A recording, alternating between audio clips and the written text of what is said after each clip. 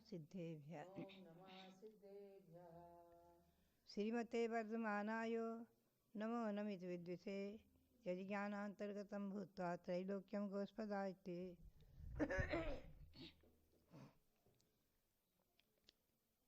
भव्यात्माओं, श्री गौतम स्वामी के मुख से निकली प्रथम स्तुति जयतु भगवान।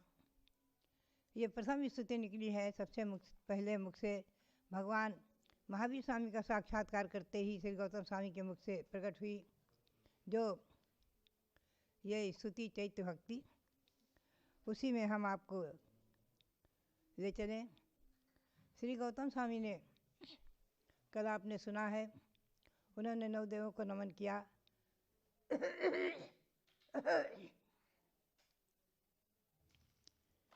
अरहंत सिद्ध आचार्य उपाध्याय साधु पुनश्च जिन धर्म जिनागम जिन चैत्र चैतालय की स्तुति की है।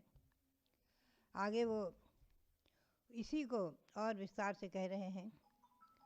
अर्हताम सर्वभावानां दर्शन ज्ञान संपदाम कीर्तयिष्यामि चैत्यानि यथा बुद्धि विशुद्धे।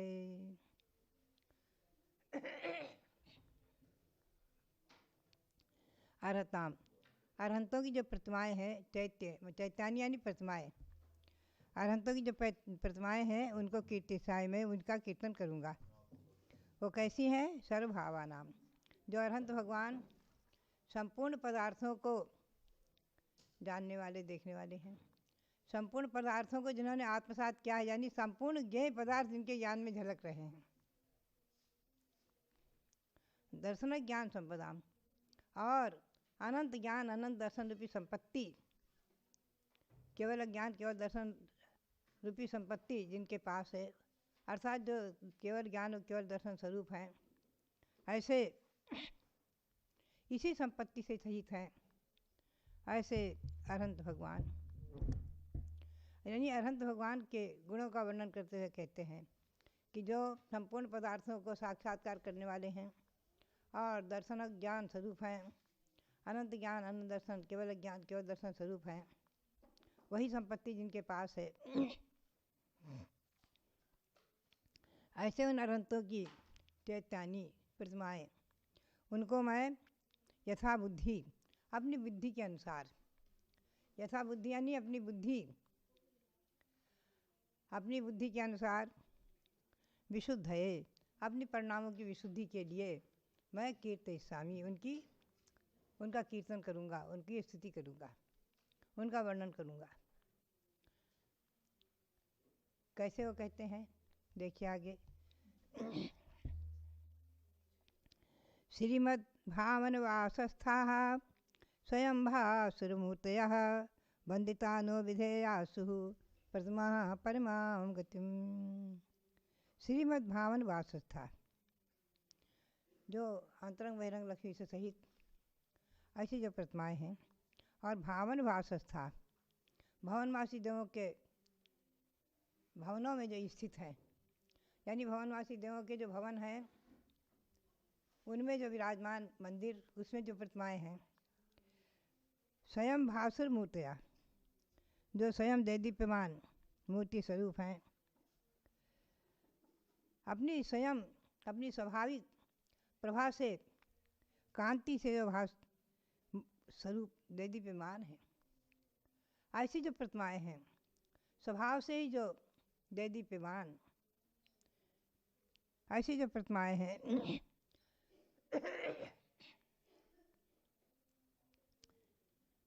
यानी भवनवासी देवों के भवनों में स्थित जो प्रतिमाएं हैं और स्वयं अनादि निधन हैं, देदीप्यमान हैं, ऐसी उन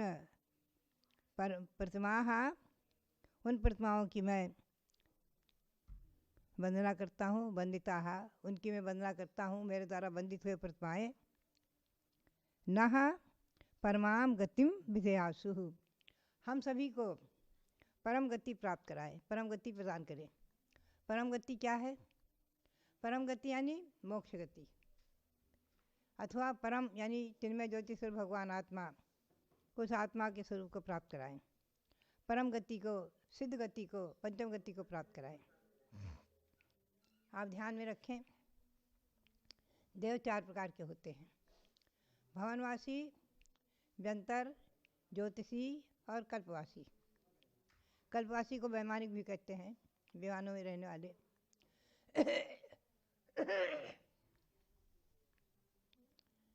तो भवनवासी देवों की जो प्रतिमाएं हैं वो कहाँ है, वो ध्यान रखें आप। ये 3 लोग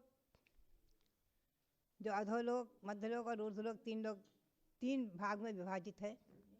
उसमें 7 राज्यों में अधोलोक है, 7 राज्यों में ऊर्ध्वलोक, और मध्यलोक ऊर्ध्वलोक का छोटा सा हिस्सा, जरा सा। कुल मात्र 1 लाख योजन। राजू में असंख्यात योजन होते हैं। तो नीचे 7 राज्यों में हम सरलता से समझने के लिए 10 हिस्से कर दें। 10 हिस्से आप कर लीजिए तो तृष्णाली बीचों बीच में है, 3 लोग में बीचों बीच में, यानी 3 लोग जो है 14 राजू ऊंचा है, नीचे 7 राजू चौड़ा है, बीच में घटते हुए 1 राजू, ऊपर में बढ़ते हुए ब्रह्मलोक तक, यानी हाथ की कोहनी जैसे हाथ बनाया यूँ तो 5 राजू, पुनश्च ऊपर से शिला तक 1 राजू घटते हुए। इस प्रकार से इसका आकार बना। इसकी मोटाई सर्वत्र 7 राजू है।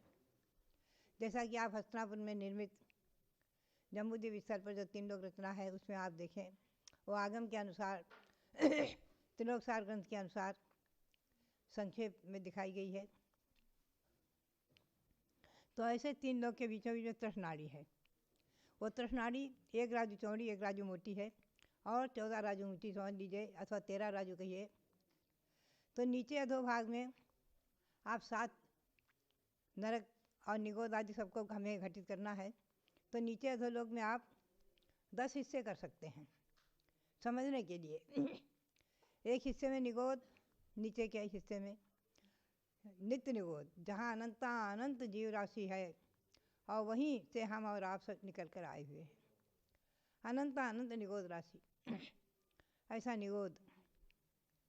और 7 हिस्से में आप ले लीजिए 7 नरक, पहले 7वां, 6ठा, 5वां, 4था, 3रा, 2रा, पहला।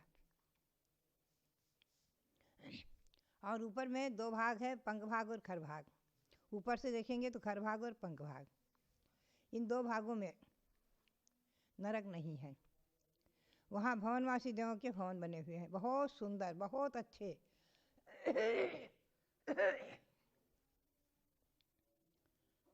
और रत्नों की दिव्य प्रभा और कांति, जो एकदम दिन जैसा प्रकाश जहाँ वहाँ 24 घंटे फैला रहता है। ऐसे खर भाग और पंख भाग में भवनवासी देवों के 7,72,00,000 भवन हैं। बहुत बड़े बड़े असंख्यातोजन विस्तार वाले, कुछ संख्यातोजन विस्तार वाले, कुछ असंख्यातोजन विस्तार वाले। इन भवनों में बीचों बीच में दिव्य कूट बने हुए हैं, उन पर दिन मंदिर बने हुए हैं। मंदिरों का वर्णन आया है 100 योजन लंबे, 50 योजन चौड़े, 75 योजन ऊंचे। 1 योजन में हम 4 कोस करेंगे, क्योंकि मंदिरों का माप लघु योजन से है और उनके भवनों का माप प्रमाण योजन से है, बड़े योजन से है। तो जैसे सुमेरु पर्वत है मध्यलोक में, जो हम आएंगे जो आपको बताएंगे। तो खैर अब मैं आपको अधोलोक में बताऊं। खर भाग और पंख भाग में दोनों में मिला करके 7,72,00,000 भवनवासी देवों के जिन मंदिर हैं। उतने ही भवन हैं और प्रत्येक भवन में जिन मंदिर हैं। तो 7,72,00,000 जिन मंदिरों का नमन करें हम और आप। अब आगे हम आपको लेते हैं। यावन्ति सन्ति लोकेऽस्मिन् न कृतानि कृतानि च तानि सर्वाणि चैत्यानि वन्दे भूयांसि भूतये। इस लोक में, इस संसार में, यानी मध्यलोक में, यहाँ अस्मिन् लोके, इस मध्यलोक में, अकृतानि कृतानि च यावन्ति सन्ति। अकृतानि यानी अकृत्रिम और कृतानि यानी कृत्रिम। अकृत्रिम और कृत्रिम जितनी भी यावन्ति चैत्यानि सन्ति, जितनी चैत्यानि यानी जितनी प्रतिमाएं हैं, तावन्ति तानि सर्वाणि चैतानी वंदे, उन सभी जिन प्रतिमाओं को मैं नमन करता हूँ। अकृत्रिम और कृत्रिम इस मध्यलोक में नरलोक में मनुष्यलोक में जितने भी कृत्रिम और अकृत्रिम जिन प्रतिमाएँ हैं उन सभी की हम वंदना करते हैं। भूयांसी भूतये, ओ भूयांसी, बहुत सारी प्रतिमाएँ हैं, प्रचुरतरानी, भूयांसी बहुत हैं प्रतिमाएँ, उन सबकी मैं वंदना करता हूँ। भूतये, भूतये यानी मोक्ष की विभूति, शिव विभूति, उसको प्राप्त करने के लिए या अपनी आत्मा की विभूति को प्राप्त करने के लिए मैं उन्हें वंदना करता हूँ। अब मैं आपको संक्षेप में ले चलूँ तो ध्यान रखें आप कि इस मध्यलोक में अकृत्रिम जिन मंदिर है 458। अभी इंद्र संविधान में जिनकी पूजा हुई है, अनुष्ठान हुआ है, ऐसी वो जो है वो अकृत्रिम जिन प्रतिमाएँ उन 458 जिन मंदिरों में हैं उनको हम नमस्कार करते हैं। और कृत्रिम 2.5 द्वीप तक हैं, मात्र 13 द्वीप तक तो 458 जिन प्रतिमाएँ हैं, 13 द्वीप तक, और 2.5 द्वीप तक कृत्रिम जिन प्रतिमाएँ हैं। क्योंकि 2.5 द्वीप तक ही मनुष्य हैं तो मनुष्यों के द्वारा निर्मापित चाहे चक्रवर्ती हों, चक्रवर्ती भरत ने कैलाश पर्वत पर 72 जिन मंदिर बनवाए, हरिसेन चक्रवर्ती ने नगर नगर में, गांव गांव में, गली गली में हजारों हजारों जिन मंदिर बनवाए, श्री राम ने कुंथलगिरी पर्वत पर और अयोध्या में हजारों हजारों जिन मंदिर बनवाए हैं। ऐसा जैन रामायण में आया है, पद्म पुराण में आया है। और कैलाश पर्वत पर बनवाए गए श्री भरत के द्वारा जो जिन मंदिर थे उनका बहुत काल तक वर्णन हुआ है। यानी पूरे कोड़ा कोड़ी सागर तक, चतुर्थ काल तक वो रहे हैं। और श्री राम के समय उनके पिता दशरथ ने उन मंदिरों का, प्रतिमाओं का जीर्णोद्धार भी कराया है। लिखा है उन मंदिरों का जीर्णोद्धार कराया है दशरथ ने। ऐसे असंख्यातों हो जाएंगे। अगर हम अतीत काल और भविष्यत काल की अपेक्षा लें तो ये अवसर्पिणी अनंतों बीत गई। इसकी अपेक्षा अगर हम लेते हैं तो अनंतों कृत्रिम जिन प्रतिमाएँ और जिन मंदिर हो जाएंगे। और केवल मात्र वर्तमान के भगवान ऋषभदेव के काल से लेकर आज तक लेते हैं तो भी गणनातीत असंख्यातों हो जाएंगे जिन मंदिर। महापुरुषों के द्वारा निर्माण कराए गए जिन मंदिर और जिन प्रतिमाएँ आज भले ही हमें उपलब्ध न हो, काल के गाल में समाविष्ट हो गए। कृत्रिम जो चीज़ें होती हैं उनका स्वाभाविक है क्षरण होना आदि। तो ऐसी मध्यलोक के 13 द्वीप तक जो अकृत्रिम जिन मंदिर हैं 458, और कृत्रिम जितने भी जिन मंदिर हैं 2.5 द्वीप तक, उन सभी की इसमें वंदना की है। इसके साथ देखा जाए तो व्यंतर और ज्योतिर्वासी देव इस मध्यलोक में असंख्यातों हैं। उनके लिए स्वयं आचार्य देव स्वयं कहेंगे। आगे वो कहते हैं, ये व्यंतर विमानेषु स्थेयांसः प्रतिमाग्रहाः ते च संख्यामतिक्रांताः सन्तु नो दोषविच्छिदे। व्यंतर विमानेषु, व्यंतर देवों के विमानों में स्थेयांश प्रतिमाग्रहाः, जो प्रतिमाग्रह बने जिन मंदिर हैं, स्थेयांसः स्थिर हैं, जो स्थायित हैं, मने अनादि निधन है, शाश्वत। ते च संख्याम अतिक्रांतः, वो संख्या को उल्लंघन कर चुके हैं, यानी असंख्यात हैं। क्योंकि व्यंतर देव ही असंख्यात हैं। व्यंतर देव के भवन, भवनपुर और आवास असंख्यात हैं। भवन अधोलोक में है, भवनपुर मध्यलोक में है, आवास जैसे कमलों में जिन मंदिर हैं, जो यहाँ 10 वृक्ष हैं, जम्बू वृक्ष आदि, उनकी परिवार वृक्षों में जो परिवार देव रहते हैं उनके यहाँ 1,40,000 एक जम्बू वृक्ष का परिवार वृक्ष है, 1,40,119। उन परिवार वृक्षों में सभी के यहाँ जिन मंदिर हैं, मैंने वृक्षों में जिन मंदिर पुस्तक अलग से संकलित की है। तो ऐसे जो है ये सब व्यंतर देवों के जिन मंदिर कहलाते हैं ये असंख्यात हो जाते हैं।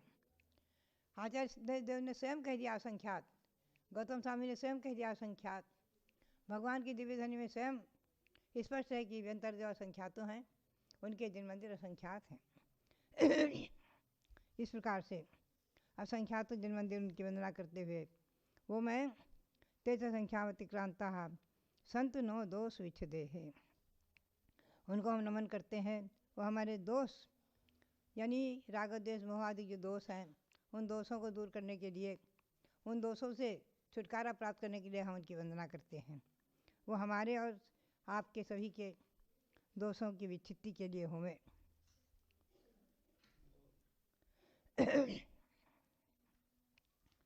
राग आदि दोष हैं, ये जो अंतरंग दोष, उन सबके उपशमन के लिए हम उनकी वंदना करते हैं। भव्यात्माओं, इस प्रकार से जो है यानी भवनवासी देवों के यहाँ संख्यात हैं और विद्या देवों के यहाँ संख्यात जिन प्रतिमाएँ हो गई। आप ध्यान में रखें। आगे ज्योतिषामथ लोकस्य भूत यद्भुत संपदः ग्रहा स्वयंभुवः सन्ति विमानेषु नमामि तान्। ज्योतिषामथ, ज्योतिर्वासी देवों के यहाँ अद्भुत संपदा, जिनकी अद्भुत संपत्ति है, अद्भुत अकल्पनीय अचिंत ऐसी संपत्ति को प्राप्त, ऐसी जो ग्रहा स्वयंभुवः, स्वयंभुवा यानी स्वयंभू अनादि निधन जो तीर्थंकर भगवान, अनादि निधन जो प्रतिमाएँ, अनादि निधन जो प्रतिमाएँ हैं स्वयंभू भगवंतों की, उनके जो ग्रह माने जिन मंदिर हैं उनमें जो उन विमानों में जो प्रतिमाएँ हैं तान नमामि। उन ज्योतिर्वासी देवों के यहाँ भी जो असंख्यातों जिन प्रतिमाएँ हैं, जिन मंदिर हैं, उनकी भी वंदना हम करते हैं। एक बात ध्यान में रखें आप, जम्बूद्वीप से लेकर के स्वयंभू रमण समुद्र तक असंख्यातों द्वीप समुद्र में ऊपर में आकाश में आधार यहाँ से 790 जन ऊंचाई से ज्योतिर्लोक शुरू होता है। ज्योतिर्लोक पर थोड़ा कल हम प्रकाश डालेंगे। तो ये ज्योतिर्लोक में जितने भी सूर्य चंद्रमा ग्रह नक्षत्र आदि हैं, इनके विमानों में सब में एक एक जिन मंदिर हैं। तारा जो छोटा सा आपको दिखता है रुपये बराबर, ये भी लगभग 250 मील का है। ऐसे ऐसे जो है इनमें सब में जिन मंदिर हैं और उन सभी ज्योतिर्वासी विमानों के असंख्यातों जिन मंदिर जिन प्रतिमाओं को हम नमन करते हैं। अब ज्योतिर्वासी विमान के बारे में कल थोड़ा सा हम आपको प्रकाश डालेंगे कि सूर्य विमान कितना बड़ा है, चंद्रमा का विमान कितना बड़ा है, तारा का विमान कितना बड़ा है और इनका भ्रमण कैसे कहाँ कहाँ हो रहा है आदि। तो इन सभी जिन प्रतिमाओं को श्री गौतम स्वामी ने नमन किया है, हम और आप भी नमस्कार करें और इन प्रतिमाओं को वंदन करके असंख्य गुणा पुण्य का संपादन करते हुए पापों को दूर करें। इसी भावना के साथ आप सबके लिए बहुत बहुत मंगल आशीर्वाद, बहुत बहुत मंगल आशीर्वाद।